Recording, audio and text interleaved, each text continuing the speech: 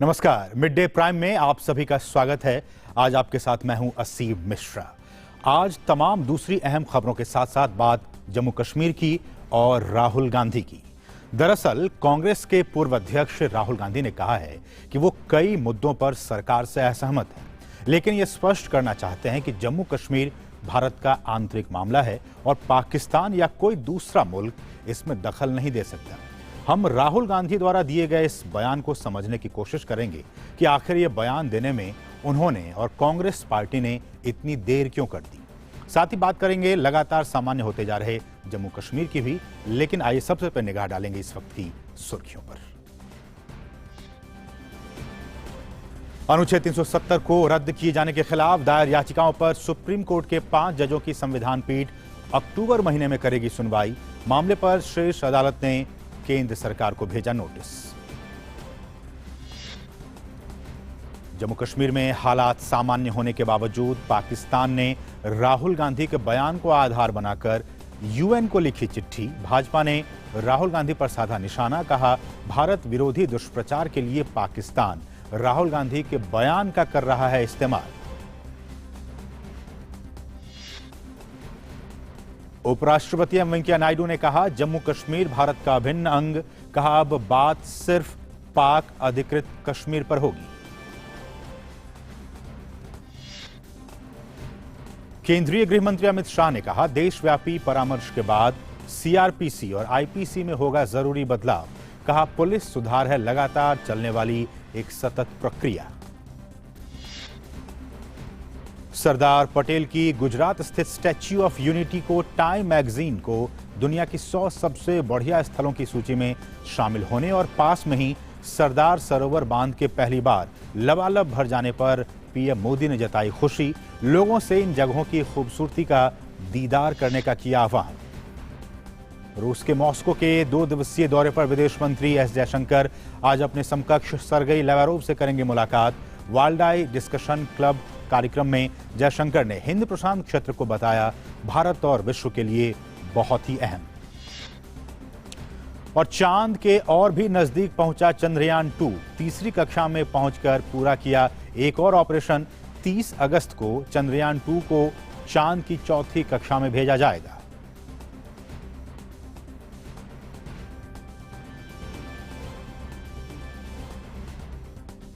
लेकिन शुरुआत इस वक्त की बड़ी खबर के साथ। जम्मू कश्मीर पर राहुल गांधी के नरमी वाले ट्वीट के बाद बीजेपी ने कांग्रेस के पूर्व अध्यक्ष को घेरा है। बीजेपी ने निशाना साधते हुए कहा है कि कांग्रेस के नेताओं को गलती का एहसास हुआ है। बीजेपी ने कहा है कि कश्मीर पर राहुल गांधी के पूर्व बयान नादानी वाले थे और वही कांग्रेस की परेशानी बनी। राहुल गांधी के बयान का पाकिस्तान ने पूरा इस्तेमाल किया। राहुल गांधी ने आर्टिकल 370 पर सरकार विरोधी रुख में नरमी लाते हुए आज एक ट्वीट किया कि कश्मीर भारत का आंतरिक मामला है और पाकिस्तान यहां हिंसा फैला रहा था। इससे पहले कश्मीर दौरे से लौटाए जाने पर राहुल ने ट्वीट किया था कि उन्हें उस बर्बरता का एहसास हुआ जिसको कश्मीरी झेल रहे हैं। केंद्रीय मंत्री और बीजेपी के नेता देखा गया कि राष्ट्रीय हितों के मुद्दों पर अलग अलग सुर और अलग अलग तान हो और वो भी सुर तान ऐसे हों जो कहीं सीमा पार में जो हमारे बैठे हुए दुश्मन हैं उनको ऑक्सीजन देने वाले हों। ये अनफॉर्चुनेट है, दुखद है। राहुल गांधी जी पहले ट्वीट करते थे कि कश्मीर बंधक है, कश्मीर में ज्यादती हो रही है, ह्यूमन राइट का वायलेशन हो रहा है। फिर वो कश्मीर चले गए, वहां पर जाकर वो पूरी इंटरनेशनल न्यूज़ बना दिया और पाकिस्तान ने यूएन को जो चिट्ठी लिखी उसमें आधार और साक्ष्य देने का काम किसका किया? राहुल गांधी जी के बयानों का। अब राहुल गांधी जी ट्वीट करके कह रहे हैं कि कश्मीर हमारा इंटरनल मामला है। राहुल जी कह रहे हैं कि पाकिस्तान की वजह से वहाँ टेररिज्म है। काश ये सोच पहले आपकी आ गई होती तो आज भारत को इस तरह से बदनाम पाकिस्तान न करता। और जम्मू कश्मीर से अनुच्छेद 370 हटाने के खिलाफ दायर याचिकाओं पर सुप्रीम कोर्ट में आज सुनवाई हुई। सुप्रीम कोर्ट ने अक्टूबर के पहले सप्ताह में इससे संबंधित याचिकाओं पर सुनवाई के लिए तारीख तय की है। 5 जजों की संविधान पीठ इस मुद्दे पर सुनवाई करेगी। हालांकि सॉलिसिटर जनरल और अटॉर्नी जनरल ने मामले को बेहद ही संवेदनशील बताते हुए औपचारिक नोटिस जारी नहीं करने का अनुरोध किया, लेकिन कोर्ट ने मांग को ठुकराते हुए केंद्र और जम्मू कश्मीर को नोटिस जारी कर दिया है। सुप्रीम कोर्ट ने याचिकाकर्ताओं को कश्मीर जाने की अनुमति दी, लेकिन कोई राजनीतिक गतिविधि में हिस्सा नहीं लेने की भी हिदायत दे दी है। अदालत के आदेश के बाद सीपीएम के नेता सीताराम येचुरी जम्मू कश्मीर जाकर पार्टी के नेता और पूर्व विधायक यूसुफ तारिगामी से मिल सकते हैं। सुप्रीम कोर्ट ने कश्मीरी छात्रों की याचिका पर भी सुनवाई के बाद याचिकाकर्ता छात्रों को अनंतनाग जाकर घर वालों से मिलने की इजाजत दे दी है। राज्य सरकार को इसके लिए प्रबंध और पुलिस सुरक्षा मुहैया कराने का आदेश भी कोर्ट ने दिया है।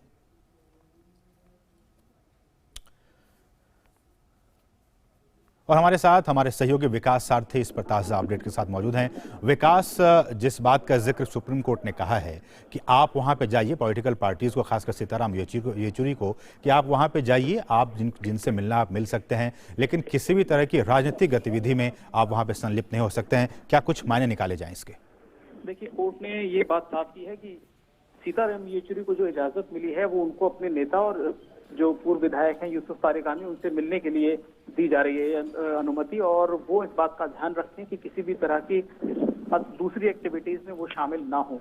कोर्ट ने उनसे रिपोर्ट भी मांगी है कि जब वो वापस लौट कर आएंगे तो इसके बारे में एक रिपोर्ट भी देंगे कि उनके विधायक की स्थिति कैसी है, क्योंकि यहाँ पर एक हेबियस कॉर्पस फाइल की गई थी सीताराम येचुरी की तरफ से। ये तब फाइल की जाती है जब कोई व्यक्ति ट्रेसेबल ना हो, यानी वो किसी तरह से हिरासत में है, गैर कानूनी हिरासत की बात थी। तो यहाँ पर जो अनुमति मिली है उसके बाद सीताराम येचुरी जाएं, मिलें और आकर के बताएं कि स्थिति क्या है, वो जो दावा कर रहे हैं स्थिति वही है या कुछ और है। ये जो चेतावनी कहें, हिदायत कहें, ये कोर्ट ने इसलिए दी है क्योंकि सॉलिसिटर जनरल और अटॉर्नी जनरल पहले विरोध कर रहे थे कि राजनेताओं को वहां जाने की इजाजत देने से माहौल बिगड़ेगा। स्थिति अब वहां पर संभल चुकी है और इसके कारण ही कोर्ट ने ये राइडर लगाया और ये हिदायत दी सीताराम येचुरी को कि आप जाकर के वहां किसी भी ऐसी एक्टिविटी में शिरकत नहीं करेंगे जिससे माहौल बिगड़े। बाकी दूसरी याचिकाओं पर असीम सुनवाई कोर्ट बाद में करेगा, लेकिन आज जो मामले जो फौरन इमीडिएट रिलीफ वाले थे उनको कोर्ट ने सुना। जो छात्रों का मामला था और सीताराम येचुरी की जो पिटीशन थी, ये इन दोनों मामलों पर कोर्ट ने अंतरिम आदेश पारित किए। मीडिया रिस्ट्रिक्शन की जो बात कही जा रही थी उसको लेकर भी कोर्ट ने आज नोटिस जारी कर दिया है। उस पर जवाब आएगा जम्मू कश्मीर सरकार का, केंद्र सरकार का, आगे सुनवाई होगी। लेकिन जो आप बात कर रहे थे, बिल्कुल इसमें कोर्ट ने हिदायत जरूर दी है कि किसी भी तरह की कोई ऐसी एक्टिविटी ना हो जिससे राजनीतिकरण हो पूरे मामले का। विकास, एक और सवाल वो ये कि जिस तरह से ये सारी चीजें हुई हैं और जिस तरह से आज सुप्रीम कोर्ट ने कहा है कि आप जा सकते हैं वहां पे, अपने लोगों से मिल सकते हैं, लेकिन किसी तरह की राजनीति वहां पे नहीं कर सकते हैं, इसका क्या मतलब ये भी निकाला जाए कि जो बाकी पार्टियों को हमने देखा, विपक्षी पार्टियां कुछ दिनों पहले वहां पे जाने की कोशिश की थी वहां पे, लेकिन उनको बैरंग वापस किया गया, उन सभी पे ये जो निर्देश है, ये जो आदेश है, वो बाकियों पर भी लागू माना जाए? देखिए, आदेश उनको दिया नहीं गया है, लेकिन अनौपचारिक तौर पर ये मानना चाहिए कि इस हिदायत के साथ ही अनुमति मिलेगी कि आपके वहां जाने से माहौल बिगड़े नहीं, किसी तरह से वहां के हालात को आप प्रभावित ना करें, तभी अनुमति मिलेगी। वरना जिस तरह से कुछ जो विपक्ष के नेता हैं उनको वापस लौटना पड़ा वहां से, उसके पीछे लॉ एंड ऑर्डर की बात बताई जा रही है। और सीताराम येचुरी भी इसलिए नहीं जा पा रहे थे, यही वजह थी कि आपके जाने से अगर माहौल बिगड़ता है तो अनुमति नहीं मिलेगी। पहले आप एश्योर करें कोर्ट को कि आप किसी भी तरह से वहां के राजनीतिक जो पूरे हालात हैं उनको इन्फ्लुएंस नहीं करेंगे, कोई ऐसी पॉलिटिकल एक्टिविटी नहीं करेंगे जिससे लॉ एंड ऑर्डर की स्थिति खड़ी हो।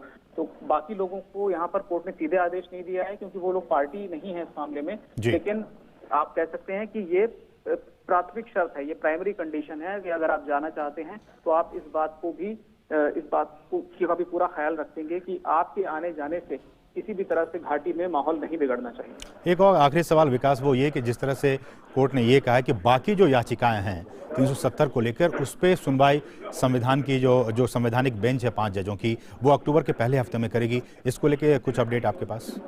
देखिए, इसमें अब चीफ जस्टिस ये तय करेंगे कि सबसे पहले कि कौन कौन लोग इस बेंच में होंगे। जहां तक उम्मीद की जा रही है चीफ जस्टिस, क्योंकि नवंबर तक उनका कार्यकाल है, तो वो खुद ही हेड कर सकते हैं इस बेंच को, इसकी काफी संभावना है। और बाकी 4 जजेस का चयन किया जाएगा, उसके बाद जो शेड्यूल होगा उसको नोटिफाई किया जाएगा कि ये कॉन्स्टिट्यूशन बेंच किस तारीख से बैठेगी। हालांकि जो अभी अयोध्या मामले की सुनवाई चल रही है और दूसरे मामले भी हैं जो कोर्ट को सुनने हैं, उनको देखते हुए एक टेंटेटिव शेड्यूल कोर्ट ने यहाँ बता दिया है कि अक्टूबर के पहले हफ्ते में संविधान पीठ इस मामले की सुनवाई करेगी। तो आज विकास सिर्फ यही 2 याचिकाएं थी, एक सीताराम येचुरी की और कश्मीरी छात्र की, या इसके अलावा और भी याचिकाएं थी? असीम, यहाँ पे कई याचिकाएं थी। ये दोनों याचिकाएं वो हैं जिन पर कोर्ट ने अंतरिम आदेश पारित करके अभी ये अनुमति दी है दोनों लोगों को। इसके अलावा 370 को सीधे चुनौती देने वाली कई याचिकाएं हैं। इसमें 4 तो राजनेताओं की ओर से ही याचिकाएं दाखिल की गई हैं, एक वकील की ओर से भी याचिका दाखिल की गई है जो मूलतः कश्मीर के हैं लेकिन दिल्ली में प्रैक्टिस करते हैं। तो उस पूरे मामले में 370 को सीधे चुनौती देने मामले में कई पिटिशंस हैं। ये इसके अलावा 2 पिटिशन जो थी वो कश्मीरी स्टूडेंट्स की और एक सीपीआईएम लीडर की तरफ से दाखिल की गई थी, जिन पर आज ये अंतरिम आदेश पारित हुए हैं। चलिए, बहुत बहुत शुक्रिया विकास इन तमाम ताज़ा अपडेट्स को हम तक पहुंचाने के लिए। और जैसा कि हम आपको बता रहे थे कि कांग्रेस के नेता राहुल गांधी की तरफ से आज इस पर एक बयान आया, एक ट्वीट आया है जिसमें उन्होंने कहा है कि कश्मीर जो है वो भारत का अभिन्न अंग है, आंतरिक मामला है और इस पर किसी दूसरे देश को दखलंदाजी देने की जरूरत नहीं। हालांकि ये बयान, ये प्रतिक्रिया आने में काफी देर कर दी कांग्रेस की तरफ से। क्या कुछ इसके मायने निकाले जाए, हमारे साथ वरिष्ठ पत्रकार इस वक्त स्टूडियो में मौजूद है। हमारे साथ है प्रफुल्ल केतकर जी, जो कि वरिष्ठ पत्रकार हैं। सर, आपका बहुत बहुत स्वागत है डीडी न्यूज में। जिस तरह से राहुल गांधी का ये बयान आया है और उस पर प्रतिक्रिया भी आई है बीजेपी की, कि आपने तो एक तो देर कर दी प्रतिक्रिया आने में, और दूसरी जो आपने बातें कही पहले उसी को आधार बनाकर पाकिस्तान ने सारे मामले को यूएन में ले जाने की कोशिश की है। कैसे देखा जाए इस बयान को? देखिए, ये बात तो सही है कि जो इस अभी तक कांग्रेस पार्टी का जो स्टैंड रहा है उसके कारण कांग्रेस के अंदर ही एक तरह की एक अस्पष्टता भी दिख रही है, द्विधा भी दिख रही है, डिवीजन भी दिख रहा है। उसी का मैं ये एक लक्षण मानता हूं। जब आपकी कोई आइडियोलॉजिकल क्लैरिटी ना हो किसी विषय पर, देखिए, आपकी अंदरूनी राजनीति हो सकती है, विरोधी दल के नाते आप सरकार को सवाल कर सकते हो, लेकिन बार बार ये बयान देना या इस तरह का इंप्रेशन क्रिएट करना कि जम्मू कश्मीर तो जल गया है, हाथ से जा रहा है, दिन ब दिन हिंसा हो रही है, महिला और बच्चे मारे जा रहे हैं, ये तो आप पाकिस्तान का नैरेटिव चला रहे हो। पता नहीं मुझे कि किस तरह का कांग्रेस का इसमें थिंकिंग है। पाकिस्तान को सीधे तौर पर फायदा हो रहा है इन बयानों बिल्कुल से। नहीं, संयुक्त राष्ट्र को जो पत्र पाकिस्तान ने लिखा है उसमें उन्होंने बाकायदा इन बयानों को कोट किया है और उसमें कांग्रेस का और स्वयं राहुल गांधी का भी बयान है। ये सीधा सीधा ये दिखाता है कि आप आपकी राजनीति करने के लिए तो ये कह सकते हो, कर सकते हो, लेकिन क्या इससे लॉन्ग टर्म में आपका राजनीतिक भी कोई फायदा होने वाला है क्या? जो आप नुकसान देश का कर रहे हो वो कर रहे हो, लेकिन आपने मान लो ये ठान लिया है कि देश का नुकसान हो जो भी हो, हमें पार्टी के नाम पर ये स्टैंड लेना है, तो ये अभी तक इससे फायदा होगा। ये अभी तक वामपंथी, क्योंकि ऐसा है कि देखिए, अल्टीमेटली तो आप एक तो पाकिस्तान की बात कह रहे हो या 2-5% जो लोग चाहे पत्थरबाजी में या सेपरेटिज्म में विश्वास रख रहे हो उनकी कह रहे हो। भारत का जो व्यापक जनमत है वो तो इस निर्णय के पक्ष में है। बिल्कुल। और देखिए, आज जैसे आप अभी थोड़ी देर पहले सवाल कर रहे थे, भारत ऐसा देश है जहां पे सब तरह की लोकतांत्रिक प्रक्रिया का सम्मान होता है, लोकतांत्रिक प्रक्रियाओं पर आप सवाल कर सकते हो। आज जो बहुत सारी याचिकाएं आई उसमें मीडिया से जुड़ी हुई भी याचिका थी, मीडिया रिस्ट्रिक्शन से जुड़े हुए भी याचिका थी। बिल्कुल। लेकिन हमें ये याद रखना चाहिए कि ऐसी स्थिति में भी जम्मू कश्मीर में लगातार डेली अखबार छप रहे हैं। रिस्ट्रिक्शन जो है वो किस पर है? मोबाइल पर है, इंटरनेट पर है, और वो भी इसलिए है कि रूमर मॉन्गरिंग के द्वारा वहां पे जिस तरह का एक षड्यंत्र चलता था उस पर कुछ नियंत्रण हो। हमें, मुझे लगता है कि चाहे मीडिया हो, चाहे राजनीतिक दल हो, चाहे सो कॉल्ड जम्मू कश्मीर के एक्सपर्ट्स हो, उनको ये ध्यान रखना चाहिए कि ये जम्मू कश्मीर के 70 साल के एक स्टेटस को के बाद एक बड़ा कदम लिया है, एक बड़ा निर्णय लिया है। ऐसे में वहां की जनता को जो गुमराह किया गया था, वहां पे एक तबके को ये बताया गया था ये आपका स्पेशल स्टेटस है, अब ये छीन गया, तो इसको एक्सेप्ट करने में, इस नई स्थिति से अपने आप को जोड़ने में उनको कुछ समय देना चाहिए। हम बयानबाजी करके और इसका पॉलिटिकल माइलेज गेन करने के चक्कर में हम कहीं स्थितियों को खराब तो नहीं कर रहे। ये पॉलिटिकल रिस्पॉन्सिबिलिटी का, मीडिया रिस्पॉन्सिबिलिटी का, इंटेलेक्चुअल रिस्पॉन्सिबिलिटी का सवाल है। ये सबके लिए है कि हम इसका एक तरह से जिम्मेदारी उठाए, और ये केवल जम्मू कश्मीर के लोगों की नहीं है, ये संपूर्ण भारत के लोगों की जिम्मेदारी है कि इसके आगे जम्मू कश्मीर का जो कंप्लीट इंटीग्रेशन हुआ है उसको हम वहां के लोगों के साथ कैसा व्यवहार करते हैं, कैसा अपनाते हैं, उसके आधार पर वहां के लोगों का रिस्पांस निर्भर रहने वाला है, ना कि पाकिस्तान के आधार पर। एक और सवाल प्रफुल्ल जी, वो ये कि जिस तरह से सुप्रीम कोर्ट ने आज कहा, खासकर जो सीपीएम के नेता सीताराम येचुरी हैं उनकी याचिका को, कि आप जाइए, अपने जो लीडर हैं, अपने जो नेता हैं आपकी पार्टी से, उनसे आप मिलिए, लेकिन किसी भी तरह के राजनीतिक चीज़ों में आप इन्वॉल्व वहाँ पे ना हो। दूसरी बात ये कि राहुल गांधी या बाकी जो विपक्ष के नेता हैं जो बिना गए वहाँ पे या फिर बिना समझे, बिना जाने इस तरह की बातों को कह रहे हैं, उन्हें एक बार अपनी बातों को कहने से पहले सोचना चाहिए, समझना चाहिए कि वो क्या कह रहे हैं। क्योंकि हम लगातार देख रहे जो तस्वीरें आ रही हैं प्रफुल्ल जी, वो लगातार सामान्य होती जा रही है। आपने भी जिक्र किया, सब लोग कह रहे हैं कि इतना बड़ा फैसला लिया गया है, चीज़ों को ठीक होने में वक्त लगेगा, लेकिन उससे पहले आप इस तरह के बयान दे रहे हैं बिना सोचे, बिना समझे, बिना जाने, जिसका कि नुकसान आपको तो हो ही रहा, आपकी पार्टी को होगा ही, फायदा जो हो रहा है वो एंटी नेशनल एलिमेंट्स को हो रहा है। देखिए, सबसे पहले हमें ये समझना चाहिए कि भारतीय संसद के दोनों सदनों ने एक ओवरवेलमिंग मेजॉरिटी के साथ पास किया हुआ ये डिसीजन है। दूसरी बात हमें ये समझनी चाहिए कि राष्ट्रपति जी के हस्ताक्षर के बाद ये जो पूरी प्रोसेस है वो इम्प्लीमेंट होने की डेट 31 अक्टूबर है जी। जब ये इम्प्लीमेंट होगा तो उसके आगे सही मायने में जो इस पूरी प्रोसेस के जो फल है वो हमें दिखने लगेंगे। तो 31 अक्टूबर तक सबके लिए ये टेस्टिंग पीरियड है, और इस टेस्टिंग पीरियड में हम बिहेवियर कैसा करते हैं इसका हमें सबको ध्यान रखना पड़ेगा।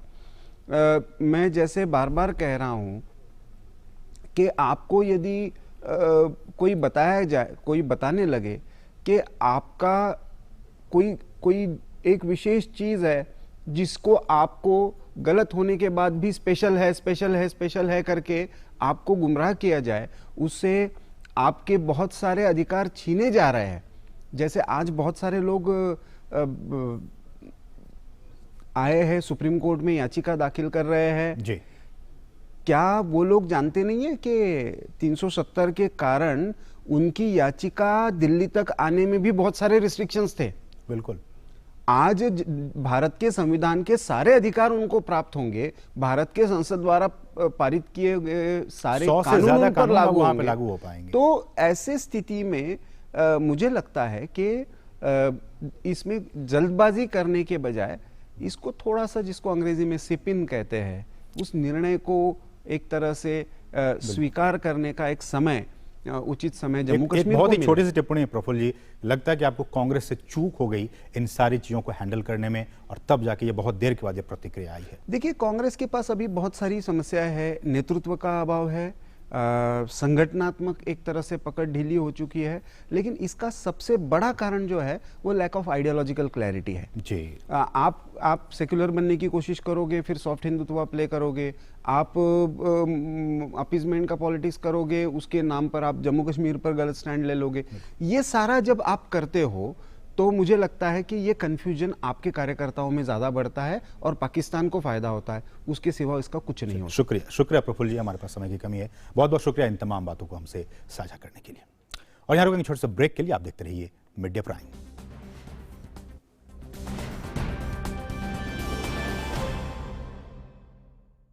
पक्की होगी बुनियादें तो हंसे हिंदुस्तान होगा,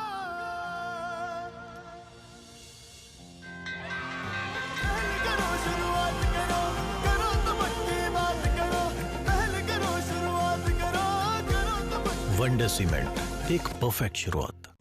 125 करोड़ से ज्यादा आबादी का देश, तो लगभग इतनी ही जेबें भी होंगी, पर एक वीआईपी नंबर है जो लगभग हर एक जेब में पाया जाता है।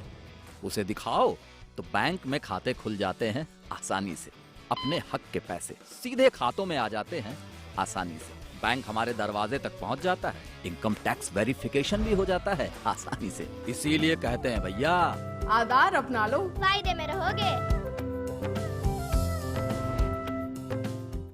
हेलो, कौन?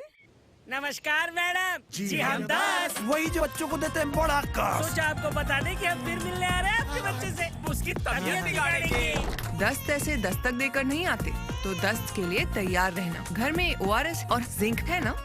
दस्त की इलाज में देरी हुई तो शरीर में पानी और पोषण की कमी जानलेवा हो सकती है। इसलिए दस्त शुरू होते ही ORS और जिंक शुरू करें। दस्त के लिए तैयार रहना। घर में ORS और जिंक है ना?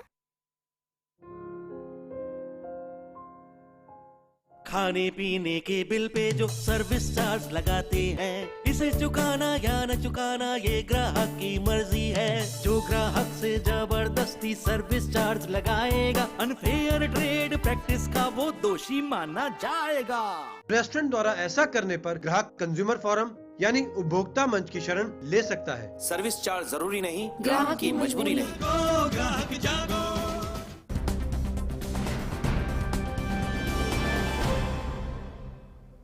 और ब्रेक के बाद आपका फिर से स्वागत है। उपराष्ट्रपति एम वेंकैया नायडू ने जम्मू कश्मीर को भारत का अभिन्न अंग, अभिन्न हिस्सा बताते हुए कहा है कि भारत शांतिप्रिय देश है और किसी दूसरे देश की सीमाओं में अतिक्रमण नहीं करता है। उन्होंने जोर देते हुए कहा कि पाकिस्तान से अगर बात होगी तो वो सिर्फ और सिर्फ पाकिस्तान अधिकृत कश्मीर को लेकर होगी। ये बातें उन्होंने विशाखापत्तनम में naval science and technology laboratory के शताब्दी समारोह में कही। We don't want to interfere in anybody's internal affairs, but we don't want others also not to interfere in our internal affairs. They were talking about Kashmir, this to discuss, what is there to discuss in Kashmir? Kashmir is an integral part of India. From 1952 onwards, 54 onwards, elections are held. Chief ministers are elected. There is an elected government at the state. Members of parliament are being elected. And what is there not to discuss? Yes, there is something remains to be discussed. I do agree. The remaining thing to discuss is about with our neighbor is hand over the remaining part of Kashmir to us. That is POK. और हमारे साथ हमारे सहयोगी सुधाकर दास इस वक्त ताज़ा update के साथ मौजूद हैं। सुधाकर, पाकिस्तान के जो प्रधानमंत्री इमरान खान हैं, उनकी वाकई नींद उड़ गई है, इसलिए कि लगातार भारत के जो तमाम बड़े नेता हैं उनकी तरफ से लगातार बयान आ रहा है कि अब कश्मीर तो छोड़िए, जो पाक अधिकृत कश्मीर हम उस पर बात करेंगे। कैसे देखा जाए इस बयान को? जी देखिए, काफी महत्वपूर्ण ये बयान है और आपको पता है कि जो मोदी सरकार की बहुत स्पष्ट नीति है, बहुत स्पष्ट सोच है इस पूरे मुद्दे को लेकर, और ये संसद के भीतर भी दिखा था। जब गृह मंत्री अमित शाह इस मुद्दे पर अपनी बात रख रहे थे तो उन्होंने कहा था कि अब जो भी पाकिस्तान के साथ कोई मसला बचा हुआ है तो पाक अधिकृत कश्मीर को लेकर बचा हुआ है और उसकी वापसी कैसे हो उसके बारे में बातचीत हो सकती है अगर कोई बातचीत पाकिस्तान के साथ होगी। और निश्चित तौर पर उसके बाद अब उपराष्ट्रपति का ये बयान काफी अहम है और निश्चित तौर पर भारत की ये जो पूरी स्पष्ट सोच है, कश्मीर नीति जो स्पष्ट कश्मीर नीति है, उसको कहीं ना कहीं दिखाता है। और ये स्पष्ट तौर पर उपराष्ट्रपति ने कहा कि भारत ना तो किसी के आंतरिक मामलों में दखल देता है, ना फिर भारत के आंतरिक मामलों में कोई दखल हो वो बर्दाश्त किया जाएगा। बहुत स्पष्ट संदेश पाकिस्तान को, इमरान खान को। और साथ ही साथ उन्होंने कहा कि भारत एक शांति प्रिय देश है, वार मॉन्गरिंग नेशन नहीं है। हमको पता है कि किस तरह से पाकिस्तान को इस मसले पर ना तो किसी तरह की अंतर्राष्ट्रीय जो मदद होती है वो मिल रही है, उल्टे जो आतंकवाद को लेकर पूरी दुनिया उसको कदम उठाने के लिए कह रही है। तो ऐसे में पाकिस्तान के तमाम नेताओं की तरफ से, इमरान खान की खुद की तरफ से अजीबोगरीब भड़काऊ बयान आ रहे हैं। तो ऐसे में भारत ने स्पष्ट कर दिया है उपराष्ट्रपति के जरिए कि भारत कभी किसी पर आक्रमण नहीं करता, लेकिन अगर इस तरह कुछ होता है, इस तरह की स्थिति बनती है तो एक बिफिटिंग रिप्लाई भारत की तरफ से देने की क्षमता है। और हमको पता है कि इतिहास इस बात का गवाह है, 1948 हो 65 हो, 71 हो या करगिल जैसे युद्ध है, ये तमाम लड़ाइयाँ ये गवाह है, लेकिन उसकी तरफ नहीं जाना चाहिए। भारत ने साफ तौर पर, स्पष्ट तौर पर कहा है कि ये आंतरिक मसला है और भारत के इन मामलों में किसी को कोई दखल देने का अधिकार नहीं है। बिल्कुल, और बात होगी भी अब तो सिर्फ और सिर्फ पाकिस्तान अधिकृत कश्मीर पर। बहुत बहुत शुक्रिया सुधाकर इन तमाम ताज़ा अपडेट्स को हम तक पहुंचाने के लिए। बढ़ेंगे आगे, बात जम्मू कश्मीर की ही करेंगे। जम्मू कश्मीर में खासकर घाटी के उन इलाकों में हाई स्कूल आज फिर से खुल गए हैं जहां से पाबंदियां हटा ली गई हैं। यहां प्राइमरी स्कूल्स पिछले सप्ताह सोमवार से खोल दिए गए थे।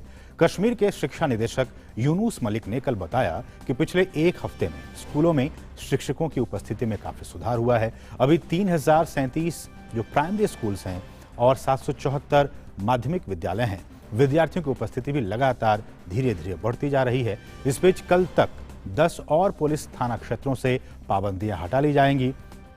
श्रीनगर के वरिष्ठ पुलिस उपाध्यक्ष डॉक्टर हसीब मुगल ने मीडिया को बताया कि कश्मीर घाटी के 81 पुलिस थाना क्षेत्रों में दिन के समय का प्रतिबंध पहले ही हटा लिया गया है। इनमें उत्तरी कश्मीर के हाजिन, क्रीरी, दांगीवाचा और विलगाम और दक्षिण कश्मीर का अनंतनाग, कुलगाम, त्राल और शोपिया जैसे इलाके शामिल हैं। मध्य कश्मीर में निशात, शेरगिरी, बीरवाह और चरार शरीफ पुलिस थाना क्षेत्रों से प्रतिबंध हटा लिए गए हैं। और इस सबके बीच अल्पसंख्यक मंत्रालय का एक दल इन दिनों जम्मू कश्मीर के दौरे पर है। अल्पसंख्यक कार्य मंत्रालय के सचिव शैलेश ने कल श्रीनगर में राजभवन में जम्मू कश्मीर के राज्यपाल सत्यपाल मलिक से मुलाकात की। अल्पसंख्यक मंत्रालय का दल केंद्र सरकार की विकास योजनाएं लागू करने के लिए क्षेत्रों की पहचान के मकसद से कश्मीर के दौरे पर है। 2 दिन के दौरे पर गया ये दल जम्मू कश्मीर और लद्दाख में स्कूल, कॉलेज, कौशल विकास केंद्र, अस्पताल और अन्य सुविधा केंद्र स्थापित करने का आकलन करेगा। अनुच्छेद 370 और 35A हटाने के बाद ये किसी भी केंद्रीय दल का पहला कश्मीर का दौरा है, जो कि जम्मू कश्मीर और लद्दाख में सामाजिक आर्थिक विकास की परियोजनाओं की संभावनाओं के बारे में एक व्यापक रिपोर्ट तैयार करेगा।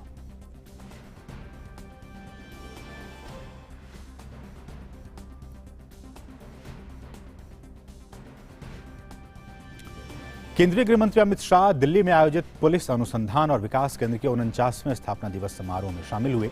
इस मौके पर गृह मंत्री ने BPR&D के नए लोगों को जारी किया। समारोह को संबोधित करते हुए गृह मंत्री ने कहा कि पुलिसिंग के आधुनिकीकरण के लिए देश में 10 वर्ष की योजना बनाई जानी चाहिए।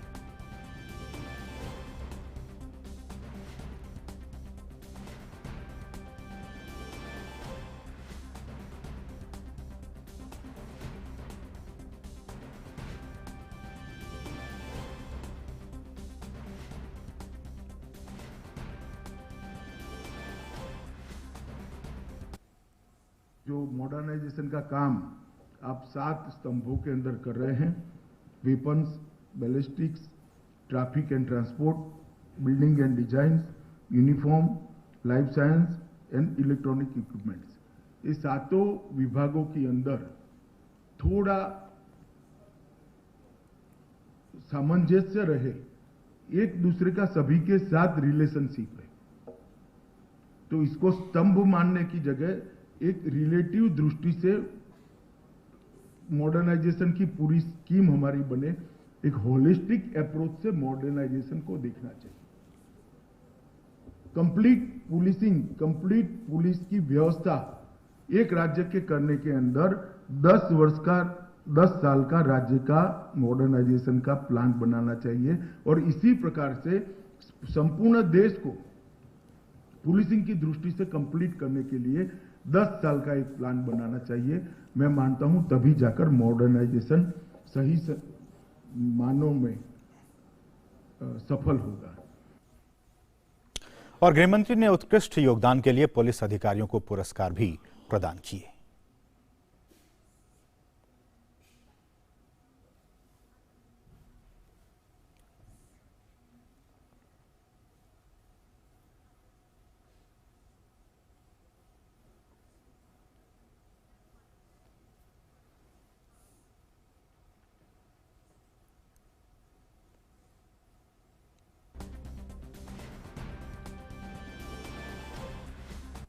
और हम आपको लगातार बता रहे हैं कि जम्मू कश्मीर में खासकर घाटी में स्थिति लगातार सामान्य होती जा रही है।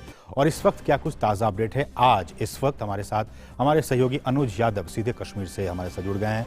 अनुज नमस्कार। और सबसे पहले तो यही बताइए पूरे हिंदुस्तान को कि जिस बात की बात हर कोई कर रहा है कि वहाँ पे लगातार स्थितियां सामान्य होती जा रही हैं, लेकिन विपक्ष इस बात को मानने के लिए तैयार नहीं है। हालांकि कांग्रेस की पार्टी की तरफ से बयान आया है राहुल गांधी की तरफ से कि ये सारा मामला जो है वो आंतरिक मामला है, इस पे किसी की दखलंदाजी की कोई ज़रूरत नहीं है, स्थितियाँ वहाँ पर सामान्य हैं। आप वहाँ चूँकि वहाँ पर ग्राउंड जीरो पर मौजूद हैं, बताइए हमारे दर्शकों की किस तरह की स्थितियाँ आप वहाँ पर देख पा रहे हैं।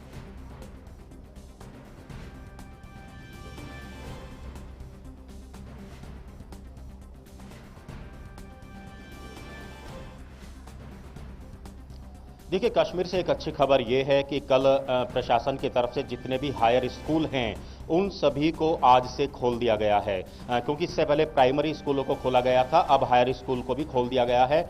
जितने भी स्टूडेंट्स हैं वो अब अपने स्कूल जा सकते हैं। दूसरी 10 पुलिस स्टेशन ऐसे थे जो सोपोर के इलाके में थे, अनंतनाग और शोपियान के इलाके में थे, जहां रेस्ट्रिक्शंस लगाई हुई थी, प्रतिबंध लगाया हुआ था। 10 पुलिस स्टेशन से आज से वो प्रतिबंध हटा लिया है। और तीसरी सबसे अच्छी खबर यह है, क्योंकि मैं अभी श्रीनगर के इलाकों से ऐसी मैं विजुअल्स लेके आया हूं, कैमरे में ऐसी तस्वीरें हमने कैद की हैं जिसमें आपको बाजार खुलते हुए नजर आ रहे हैं, जिसमें जो रेहड़ी पटरी मार्केट है वो पूरा लगा हुआ है। लोग अपने काम के लिए अपने घरों से बाहर निकल रहे हैं, चाहे वो बच्चे हों, युवा हों, बुजुर्ग हो, महिलाओं हो, सभी लोग सड़कों पर दिखाई दे रहे हैं। और जिस तरीके का एक डर पैदा करने की कोशिश की गई थी अलगाववादी विचारधारा के लोगों के द्वारा, वो डर अब यहां के लोगों का निकलता जा रहा है सीम। और ये एक अच्छी बात है कि जिस तरीके से हम ग्रामीण इलाकों में गए थे, लाइन ऑफ कंट्रोल के कुपवाड़ा के इलाकों में गए थे और हमने लोगों से सीधे पूछा कि धारा 370 हटने के बाद आप लोगों का क्या कुछ नुकसान हुआ है। उन लोगों ने साफ तौर पर हमें बताया, और ये चीजें हमने डीडी न्यूज के माध्यम से देश और दुनिया को दिखाई भी है। लोगों का कहना था कि 370 हमें नहीं पता क्या है, 370 लगने से हमें क्या फायदा हुआ था और हटने से क्या नुकसान है। वो लोग ऐसे इलाकों में डेवलपमेंट चाहते हैं जो आज भी पिछले 70 सालों से या कई दशकों से यहां पर जो सियासत होती रही, लेकिन लोगों के पास ग्रामीण इलाकों में विकास नहीं पहुंचा, इंफ्रास्ट्रक्चर मजबूत नहीं हुआ। लोगों को ग्रामीण स्कूलों में इलाकों में स्कूल चाहिए, सड़कें चाहिए, क्योंकि पहाड़ी इलाके कश्मीर के अंदर हैं। लोग कहते हैं कि उनको घूम के जाना पड़ता है, यहां पर टनल बने। तो कुल मिलाकर वही बात जो लगातार केंद्र सरकार कहती रही है कि हम कश्मीर के अंदर इंफ्रास्ट्रक्चर को मजबूत करना चाहते हैं, यहां के विकास को आगे बढ़ाना चाहते हैं। और लगातार केंद्र सरकार भी रिव्यू मीटिंग, समीक्षा बैठकें लगातार दिल्ली के अंदर भी और कश्मीर के अंदर भी लगातार हो रही हैं। तो कुल मिलाकर हम कह सकते हैं कि कश्मीर की आवाम अब प्रशासन का साथ देती हुई नजर आ रही है। और यहां की आवाम यहां ना सिर्फ शांति चाहती है, बल्कि यहां विकास का वो मॉडल देखना चाहती है जो पिछले कई दशकों में यहां की जनता नहीं देख पाई है। अनुज, आप बहुत ही महत्वपूर्ण बातें कह रहे हैं, वो ये कि जो आम आवाम है जम्मू कश्मीर की, उन्हें ये पता नहीं था कि 370 लगने से उनके जीवन में क्या कुछ बदलाव हुए, क्या विकास की धारा उन तक पहुंची, या फिर से हटा जाने के बाद उनके जीवन पे क्या कुछ प्रभाव पड़ेगा, इन्हें कुछ नहीं पता। इसका मतलब ये कि इनके नाम पे जो वहाँ सियासतदान जो सियासत करते जा रहे थे, वो इसका मतलब सीधे तौर पे कि वो नेगेटिव पॉलिटिक्स किए जा रहे थे, जिसका खामियाजा वहाँ के आम आवाम भुगत रही थी। लेकिन मेरा दूसरा सवाल और आखिरी सवाल वो ये होगा अनुज आपसे कि आपने रिपोर्ट्स भी दिखाई किस तरह से वहाँ जो प्राइमरी हेल्थ है वो लगातार सुधर रहा है, लोग हॉस्पिटल्स में जा रहे हैं, वहाँ जो ज़रूरी दवाइयाँ हैं वो उनके लिए मौजूद हैं। ज़रा इसके हवाले से बताइए कि जो प्राइमरी हॉस्पिटल्स हैं उनकी क्या कुछ स्थिति है और वहाँ पे किस तरह की सुविधाएं जो हैं वो उन्हें मिल पा रही हैं।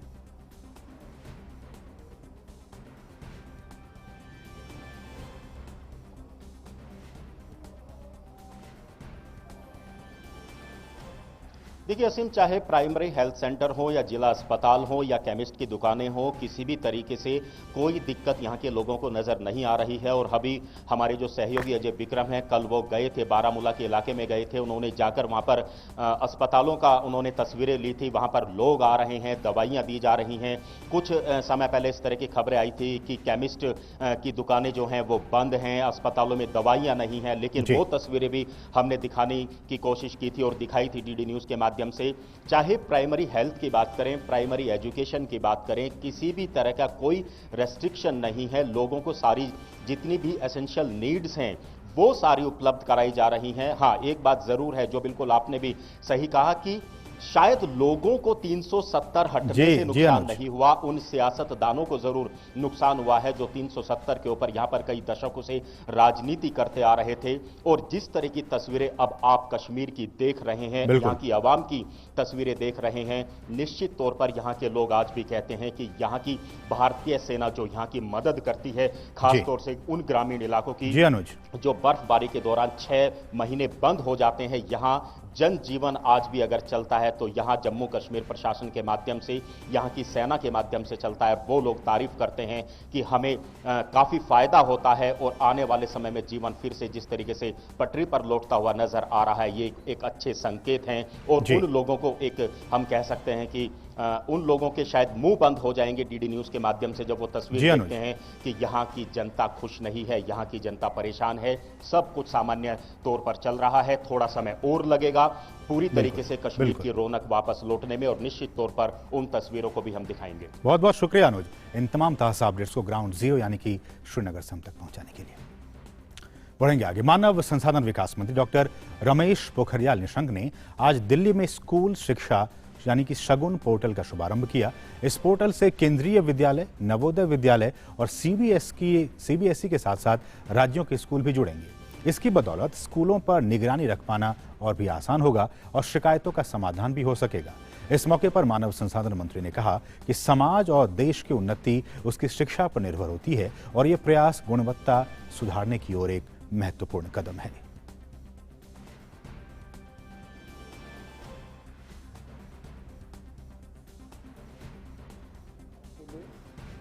अध्यापकों के लिए, छात्रों के लिए और जो लोग शिक्षा से जुड़े हैं और जिनके मन में कहीं ना कहीं छटपटाहट है इस देश की शिक्षा को और मजबूत करने के लिए, संस्कारक्षम शिक्षा हो, प्रौद्योगिकी युक्त शिक्षा हो, विज्ञान और ज्ञान युक्त शिक्षा हो, संस्कारवान शिक्षा हो, ये सारी जो चाहते हैं कि हाँ ये शिक्षा का इस आधार को और मजबूत किया जाए, उनके लिए ये इससे बेहतर कोई स्थान नहीं हो सकता। ये जो जंक्शन समूह जो मिलन का एक केंद्र बनाया है हमने, ये दुनिया का अपने प्रकार का एक अद्भुत केंद्र है। प्रधानमंत्री नरेंद्र मोदी ने विश्व के 100 महानतम स्थानों की सूची में स्टैच्यू ऑफ यूनिटी के शामिल होने पर खुशी का इजहार किया है। पीएम ने ट्वीट करते हुए कहा है कि ऐसी खबर जो आपको खुश कर दे, बताते हुए खुशी होती है कि सरदार सरोवर बांध पर जलस्तर ऐतिहासिक 134 मीटर ऊंचाई तक पहुंच गया है। असाधारण दृश्य वाली तस्वीरें साझा करता हूं इस उम्मीद से कि आप इस प्रतिष्ठित जगह का भ्रमण करने जाएंगे और वहां स्टैच्यू ऑफ यूनिटी को देखेंगे।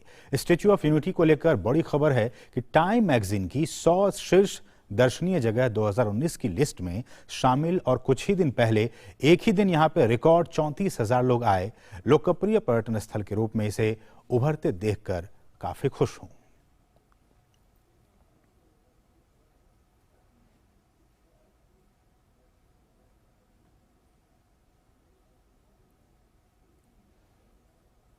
ये आप ट्वीट देख सकते हैं। ऐसी खबर जो आपको खुश कर दे, ये बताते हुए खुशी होती है कि सरदार सरोवर बांध पर जो जलस्तर है वो ऐतिहासिक 134 मीटर ऊंचाई तक पहुंचा है। असाधारण दृश्य वाली तस्वीरें साझा करता हूं इस उम्मीद से कि आप इस प्रतिष्ठित जगह का भ्रमण करने जाएंगे और वहां आप स्टैच्यू ऑफ यूनिटी देखेंगे। स्टैच्यू ऑफ यूनिटी को लेकर बड़ी खबर, टाइम मैगजीन की 100 शीर्ष दर्शनीय जगह की लिस्ट में यह भी अब शामिल हो गया है। और कुछ ही दिन पहले एक ही दिन यहां पे रिकॉर्ड 34,000 लोग इसे देखने के लिए आए। लोकप्रिय पर्यटन स्थल के रूप में इसे उभरते हुए देखकर काफी खुश हूं। और अब बात चंद्रयान की। भारत का चंद्रयान 2 इतिहास रचने से सिर्फ 11 दिन दूर है। भारतीय अंतरिक्ष अनुसंधान संगठन यानी कि इसरो ने कहा है कि 28 अगस्त को चंद्रयान 2 को चांद की तीसरी कक्षा में सफलतापूर्वक प्रवेश करा दिया गया है। चंद्रयान 2 ने बुधवार सुबह 9:04 पर चांद की तीसरी कक्षा में प्रवेश कर गया। अब ये अगले 2 दिनों तक इसी कक्षा में चांद के चक्कर लगाएगा। इसके बाद 30 अगस्त को चौथी और 1 सितंबर को 5वीं कक्षा में प्रवेश करेगा। 2 सितंबर को विक्रम लैंडर और प्रज्ञान रोवर यान से अलग हो जाएंगे। विक्रम लैंडर 7 सितंबर को चांद के साउथ पोल पर उतरेगा। साथ ही इसरो ने कहा है कि 20 अगस्त को चांद की कक्षा में चंद्रयान 2 का प्रवेश कराना वैज्ञानिकों के लिए चुनौतीपूर्ण था, लेकिन हमारे जांबाज वैज्ञानिकों ने इसे बेहद ही कुशलता और सटीकता के साथ पूरा किया।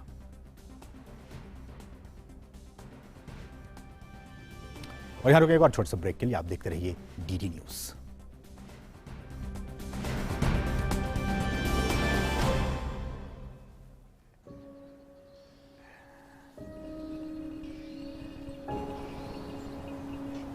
चौंतीस साल हो गए आंगनवाड़ी कार्यकर्ता के तौर पर यहाँ का हर बच्चा मेरी आंखों के सामने ही पला बड़ा है।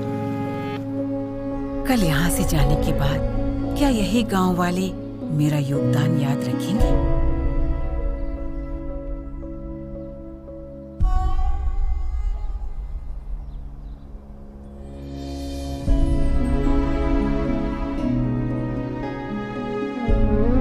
नियम से मेरा वजन लेने के लिए और मुझे कुपोषण से बचाने के लिए थैंक यू। हमें समय पर पोषाहार देने के लिए धन्यवाद। मैडम, क ख ग से LLB तक का रास्ता आपने ही दिखाया था। इस सफर को शुरू करवाने के लिए थैंक यू। मुन्नी की इस दुनिया में आने की खुशखबरी उसके पिताजी से पहले मैंने आपको दी थी। गर्भ के हर कदम पर मेरा हाथ थामने के लिए धन्यवाद। ये हमारी छोटी बहन हमसे ज्यादा सियानी हो गई है। हमारी गोद भराई से लेके मुन्नी के अन्नप्राशन और उसकी भी गोद भराई तक हमारा साथ देने के लिए बहुत धन्यवाद।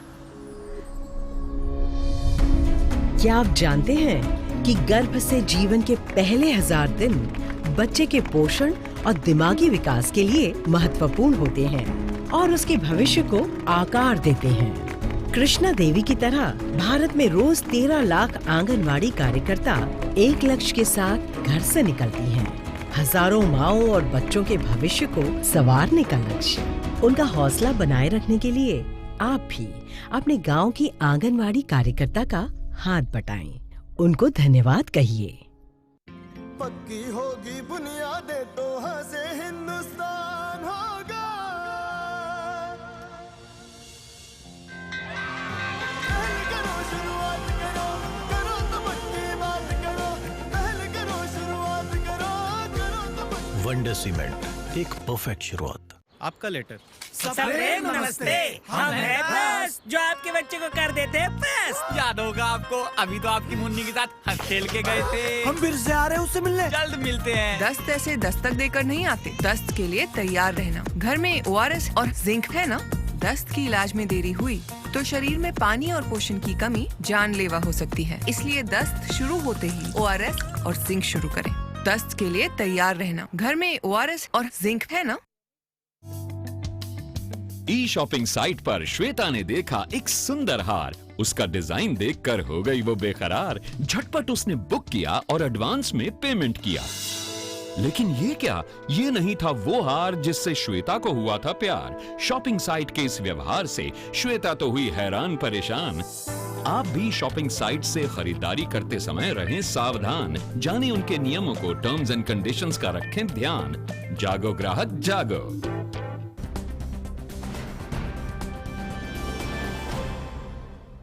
और ब्रेक के बाद मिड डे प्राइम में आपका एक बार फिर से स्वागत है और अब देखते हैं अर्थ जगत से जुड़ी कुछ अहम खबरें।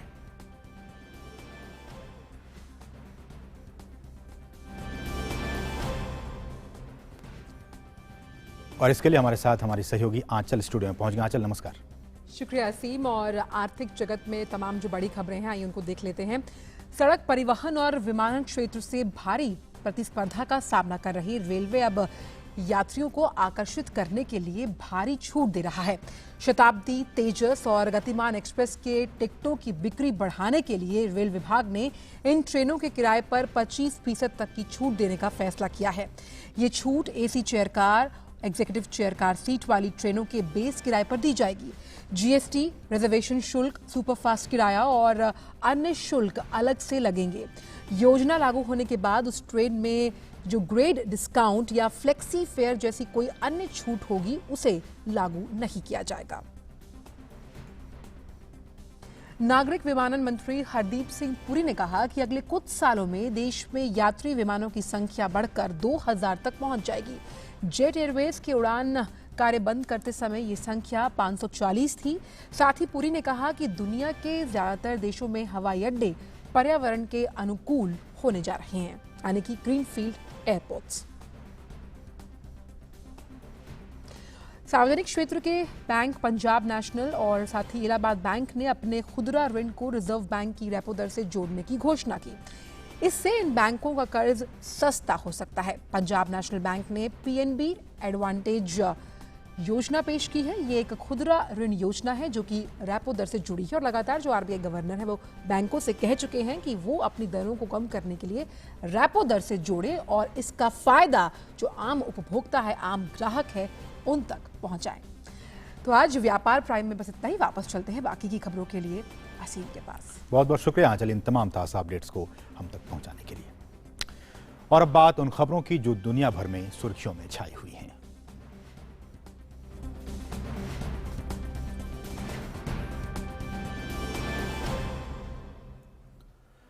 रूस की यात्रा पर गए विदेश मंत्री एस जयशंकर ने मॉस्को में कहा है कि हिंद प्रशांत क्षेत्र भारत और विश्व के लिए बहुत ही अहम है।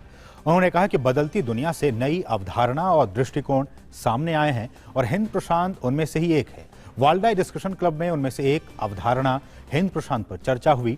मॉस्को के थिंक टैंक और 2004 में स्थापित विचार मंच वाल्डाई डिस्कशन क्लब में हिंद प्रशांत पर भारत का परिप्रेक्ष्य विषय पर जयशंकर अपनी बात रख रहे थे। जयशंकर ने ट्वीट किया कि मैं 40 साल पहले मॉस्को आया था। दुनिया बदल गई है, लेकिन भारत और रूस के संबंध आज भी पहले जितने ही मजबूत हैं। विदेश मंत्री ने रूस में भारत के दूतावास में महात्मा गांधी की एक प्रतिमा का भी अनावरण किया। रूस दौरे में एस जयशंकर आज अपने रूसी समकक्ष सर्गेई लावारोव के साथ वार्ता करेंगे और प्रधानमंत्री की आगामी रूस यात्रा की तैयारियों को अंतिम रूप देंगे।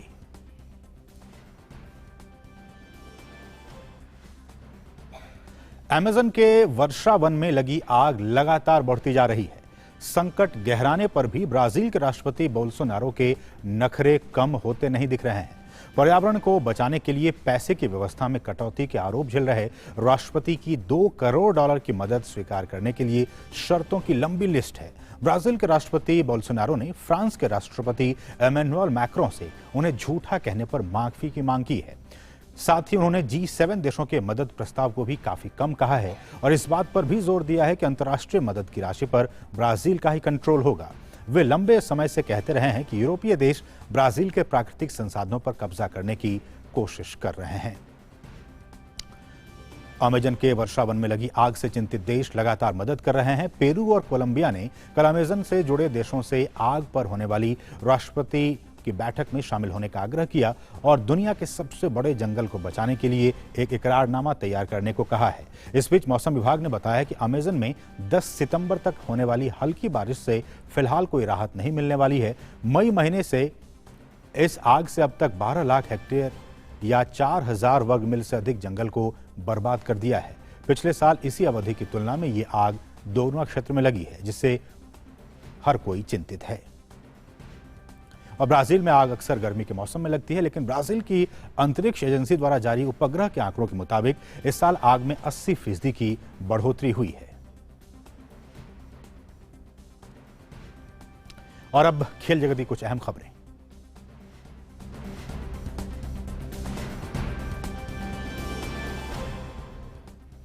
और हमारी सहयोगी सुचित्रा इस वक्त स्टूडियो में मौजूद है। सुचित्रा, नमस्कार। नमस्कार। सबसे पहले बात कर लेते हैं आईसीसी रैंकिंग्स की। आईसीसी द्वारा जारी की गई ताज़ा टेस्ट रैंकिंग्स में भारतीय तेज गेंदबाज जसप्रीत बुमराह पहली बार शीर्ष 10 में जगह बनाने में कामयाब रहे हैं।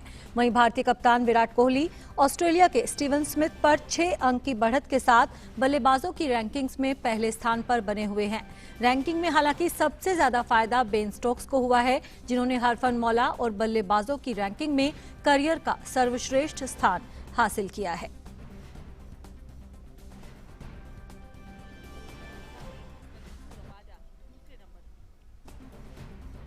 अब बात मानसी की। मानसी जोशी ने इंग्लैंड में हुई पैरा विश्व बैडमिंटन चैंपियनशिप में खिताब जीतकर अपना नाम इतिहास में दर्ज करा लिया। 2011 में एक दुर्घटना के दौरान मानसी ने अपना बायां पैर खो दिया था, लेकिन अपनी हिम्मत और लगन के दम पर वे इस खिताब को अपने नाम करने में कामयाब रहीं। भारत के पैरा बैडमिंटन खिलाड़ी मानसी जोशी अदम्य इच्छा शक्ति और हौसले की मिसाल बन गई हैं। मानसी जोशी ने साबित किया है कि अगर पूरी शिद्दत से किसी चीज को चाहो तो सारी कायनात उसे मिलाने के लिए जुट जाती है। सन 2011 में मानसी ने एक दुर्घटना के दौरान अपना बायां पैर खो दिया था, लेकिन उन्होंने हिम्मत नहीं हारी और बैडमिंटन में अपना जुनून तलाशना शुरू कर दिया।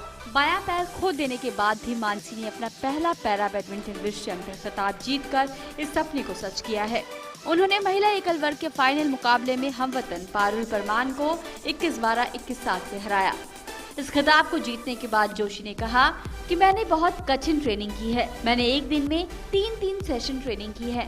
मैंने फिटनेस पर भी ध्यान दिया और अपना वजन भी कम किया, साथ ही मांसपेशियों को बढ़ाया। मैंने जिम में ज्यादा समय बिताया और सप्ताह में 6 सेशन ट्रेनिंग की। सन 2015 से मानसी ने पुलेला गोपीचंद अकादमी में बैडमिंटन खेलने के लिए ट्रेनिंग लेना शुरू किया था। पीवी सिंधु के विश्व खिताबी सफलता के साथ साथ मानसी जोशी ने भी भारतीय पैरा बैडमिंटन में अपना नाम स्वर्ण अक्षरों में दर्ज करा लिया। मानसी जोशी ने बासेल में विश्व पैरा बैडमिंटन चैंपियनशिप के महिला एकल SL3 फाइनल में हम वतन खिलाड़ी को हराकर ये खिताब अपने नाम किया। भारत ने इस प्रतियोगिता में कुल 14 पदक जीते, जिसमें 3 स्वर्ण और 3 रजत पदक शामिल हैं। भारतीय पैरालंपिक समिति ने मानसी को इस जीत के लिए बधाई दी है। वे 2015 में इसी प्रतियोगिता में रजत पदक भी जीत चुकी हैं। Sports desk, DD news. तो असीम, चाहे सिंधु हो या फिर मानसी, भारत की लड़कियां पूरे विश्व में भारत के झंडे गाड़ रही हैं। वापस आपके पास। चुनौती जो है वो मुश्किल है। बहुत बहुत शुक्रिया सुचित्रा, इन तमाम ताज़ा अपडेट्स को हम तक पहुंचाने के लिए। और मिड डे प्राइम के आज के अंक में बस इतना ही। आपसे वक्त हो गया विदा लेने का, लेकिन हम कश्मीर में बेहतर माहौल और लोगों की प्रतिक्रियाओं पर लगातार नजर बनाए हुए हैं। हम आपको लगातार ये दिखाते हुए रहेंगे, लेकिन इस बुलेटिन में फिलहाल इतना ही। हमें दीजिए अनुमति। नमस्कार।